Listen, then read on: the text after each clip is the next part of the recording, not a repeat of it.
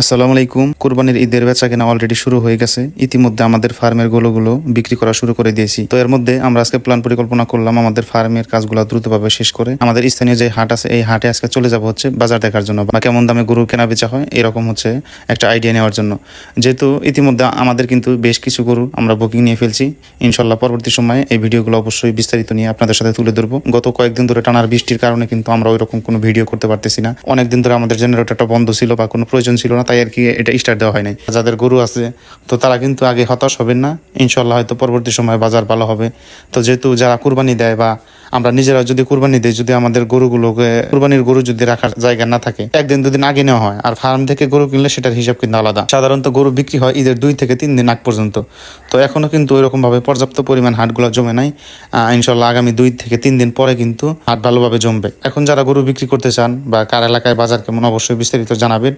আর আমি খামারি ভাইদের উদ্দেশ্যে আরেকটা কথা বলি, যদিও এটা হচ্ছে হাটের ভিডিও, তারপরেও আপনারা যদি ভালো একটা দাম পান, ধরেন একটা গরু আপনি কিনছেন 1 লক্ষ টাকা দিয়ে, এইটা খরচ করছে 30,000 টাকা, 1,30,000 টাকা।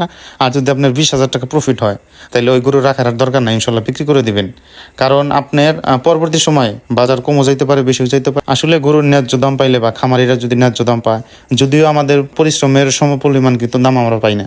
কারণ আমরা সারা বছর যে একটা পরিশ্রম করি বা যারা গরু পালে তারা কিন্তু বোঝে যে একটা গরু এক একজন খামারি কী রকমভাবে কত ভালোবাসা আদর দিয়ে কিন্তু গরুগুলো লালন পালন করে। আসলে ওই হিসাবে কিন্তু আমরা ন্যূনতম ন্যায্য দাম পাই না। তারপরেও আমি বলতেছি, যদি আপনারা সামান্যতম প্রফিট হয় তাহলে কিন্তু গরুগুলো রাখার দরকার নাই।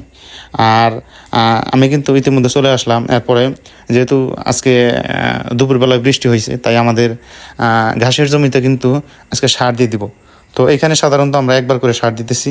তো দেখেন, এর আগে কিন্তু আমরা কোনোবার সার দিই নাই। এখন কিন্তু প্রচুর পরিমাণ বৃষ্টি হচ্ছে, যার কারণে আমরা কিন্তু ঘাসের পরিচর্যা একটু কমাই দিয়েছি। অর্থাৎ আগে যে জায়গায় 3বার করে সার দিতাম, এখন কিন্তু আমরা 1বার করে সার দিই। তো এখানে আমরা প্রতি শতাংশ জমির জন্য 1 কেজি ইউরিয়া সার এবং প্রতি 4 থেকে 5 শতাংশ জমির জন্য 1 কেজি ম্যাগনেসিয়াম সার, এইটা কিন্তু শুধুমাত্র একবার দিই। আর যদি ঘাসের গোড়ায় অনেকে প্রশ্ন করেন যে এই ঘাসগুলো পানিতে হবে কিনা, আমি তাদেরকে বলবো এই ঘাস কিন্তু পানিতে হবে না। যদি 3 দিন বা 4 দিন পানি জমে থাকে তাহলে কিন্তু ছোট অবস্থায় ঘাসগুলো থাকলে এই কুশিগুলো কিন্তু মারা যাওয়ার সম্ভাবনা আছে। আর অবশ্যই যখন দীর্ঘ সময় বৃষ্টি হবে বা কন্টিনিউ বৃষ্টি হবে, অবশ্যই পাতার চারপাশে বা ঘাসের জমির চারপাশে কিন্তু ভালোভাবে কেটে দিতে হবে, যাতে বৃষ্টির পানিগুলো জমে না থাকে। ধন্যবাদ সবাইকে। সবাই আমাদের জন্য দোয়া করবেন, আল্লাহ তাআলা যেন আমাদের কুরবানির গরুগুলো সহি সালামতে বিক্রি করার তৌফিক দান করে। আসসালামু আলাইকুম।